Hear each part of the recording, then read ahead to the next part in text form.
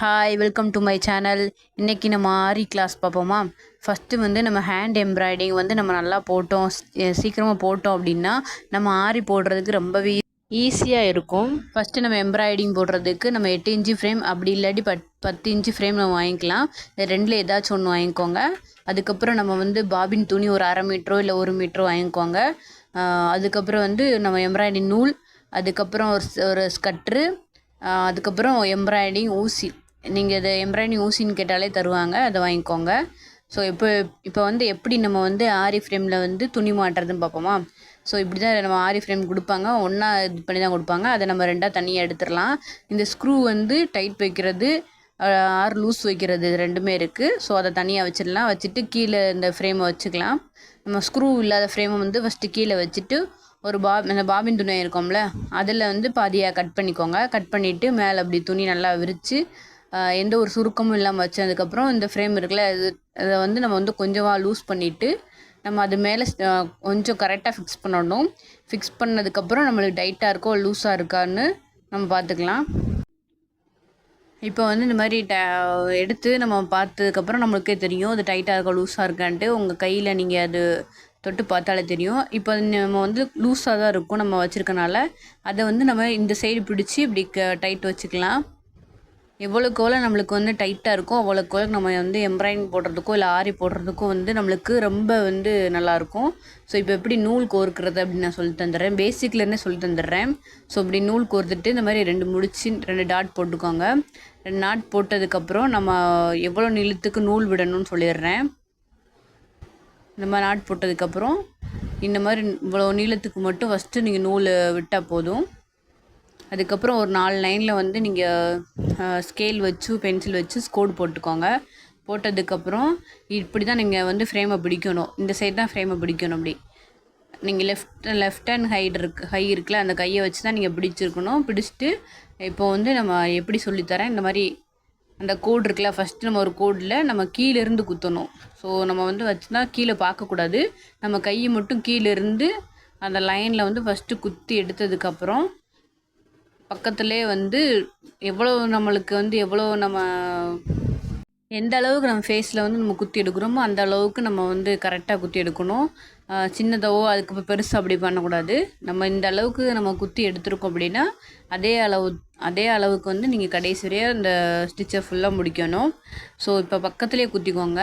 குத்தி முடித்து கீழே எடுத்ததுக்கப்புறம் திரும்ப பக்கத்துலேயே இப்படி ஒரு ஊசி வச்சு தெரியுதா, இப்படி ஒரு ஊசியை இப்படி குத்தி இதை வெளியில் எடுத்துடலாம் அப்படியே. இப்போ திரும்ப வந்து அதே அளவுக்கு நீங்கள் மேலே இருந்து குத்த போகிறீங்க. குத்தி கீழே கையை விட்டு அந்த ஊசி எடுக்க போகிறீங்க.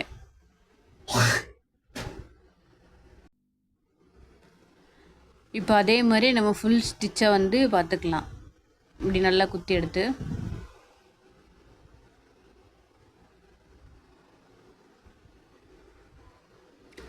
இப்போ எப்படி நாட் போடுறது அப்படின்ற சொல்லியிருந்தேன். இதில் வந்து நான் கொஞ்சம் மேலே தள்ளி குத்திருக்கனால உங்களுக்கு நாட் போடுறது கொஞ்சம் ஃபாஸ்ட்டாக போயிடுச்சு. ஸோ நான் கடைசியில் வந்து நாட் போடுறது எப்படின்னு சொல்லியிருக்கேன், அதை நீங்கள் பார்த்துக்கோங்க. ஸோ இந்த மாதிரி நாட் போட்டு கட் பண்ணதுக்கப்புறம் அவ்வளோதான், கட் பண்ணியாச்சு. இது வந்து நம்ம வந்து இது வந்து வராது. ஸோ இது பேர் என்ன அப்படின்னு பார்த்தீங்கன்னா ரன்னிங் ஸ்டிச் எழுதிக்கோங்க மேலேயே.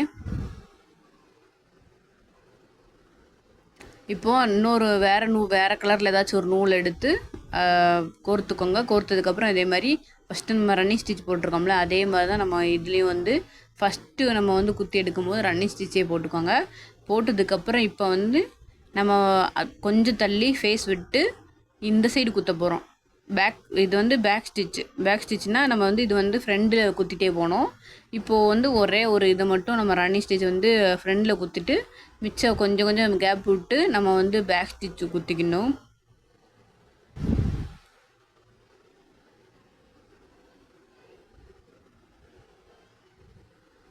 ஃபுல்லாக வந்து புரியாதவங்க எனக்கு கமெண்ட் பண்ணுங்கள். எனக்கு ஏதாவது டவுட் இருந்தாலும் கமெண்ட் பண்ணுங்கள், கண்டிப்பாக நான் ரிப்ளை பண்ணுறேன். ஸோ இப்போ இந்த மாதிரி இருக்குல்ல, இப்போ இதுக்கு இப்படி அந்த நூலுக்குள்ளே விட்டுட்டு இப்படி இழுத்துடலாம். இழுத்ததுக்கப்புறம் ஒரு நாட் விழுந்துடும். அதுக்கப்புறம் நம்மளுக்கு டைட்டாக இருக்கிறக்காண்டி திரும்ப ஒருக்கா குத்தி இழுத்துக்கலாம். இழுத்ததுக்கப்புறம் செகண்ட் நாட் விழுந்துருச்சு. இப்போ டேடு வந்து நம்ம இது வந்து நல்லா நம்ம வந்து அவுறாமல் இருக்கிறதுக்காண்டி ஸோ இப்போ வந்து திரும்ப வந்து இந்த நூலுக்குள்ளே விட்டுட்டு இழுத்துக்கலாம். அவ்வளோதான். இதை இப்போ வந்து கட் பண்ணி விட்டுக்கலாம். இது வந்து பேக் ஸ்டிச் எழுதிக்கோங்க மேலேயே. ஸோ இதை நம்ம ஃப்ரேமில் வந்து போடணும். அதே மாதிரி இப்போ டேடுக்கு வேறு ஏதாச்சும் நூல் எடுத்துகிட்டு திரும்ப ஃபஸ்ட்டு வந்து ரன்னிங் ஸ்டிச் போட்டுக்கோங்க. ரெண்டாவது வந்து கேப் விட்டு ஃபுல்லாக ரன்னிங் ஸ்டிச் போட்டு முடிச்சுருங்க. கேப்பு கொஞ்சம் கொஞ்சம் விட்டு நம்ம எந்த அளவுக்கு குத்திருக்கோமோ அந்த அளவுக்கு விட்டு விட்டு எடுத்து இது வந்து second running stitch. First running stitch பார்த்தோமா, இது வந்து நம்ம இடையில கேப் இருக்குல்ல, அந்த கேப்பில் வந்து இன்னொரு நூலை கோர்ப்போம். அதனால வந்து இந்த கேப் விட்டுருக்கோம். நம்ம ரன்னிங் ஸ்டிச் இப்போ போட்டுட்டு கேப் விட்டு திரும்ப இதை வந்து நாட் போட்டுடலாம். நாட் போட்டு கட் பண்ணிக்கலாம். இப்போது வந்து இந்த இடையில நம்ம ஃபில் பண்ணணும்ல, அதுவும் ரன்னிங் ஸ்டிச் தான் போடணும். ஸோ நீங்கள் ஒன்று போட்டாலே இது ரொம்ப ஈஸி. பேசிக் வந்து நீங்கள் ஃபஸ்ட்டு இது போட்டுட்டாலே உங்களுக்கு ரொம்ப ஈஸியாக தெரியும். இந்த கேப்பில் வந்து நம்ம ஃபுல் பண்ணிக்கலாம்.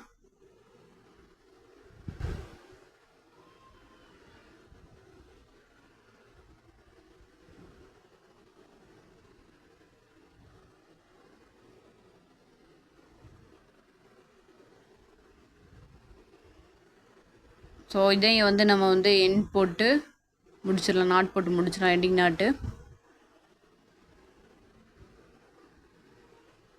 இப்போ நம்ம இந்த மாதிரி இப்போ எவ்வளோ ஸ்லோவாக சொல்லித்தானே, இந்த மாதிரி கீழே ஒரு நூல் இருக்கா, இதில் வந்து எண்டிங் நாட் போட்டு முடிச்சிடலாம். அவ்வளோதான். இதை வந்து இப்போ கட் பண்ணி விட்டுக்கலாம்.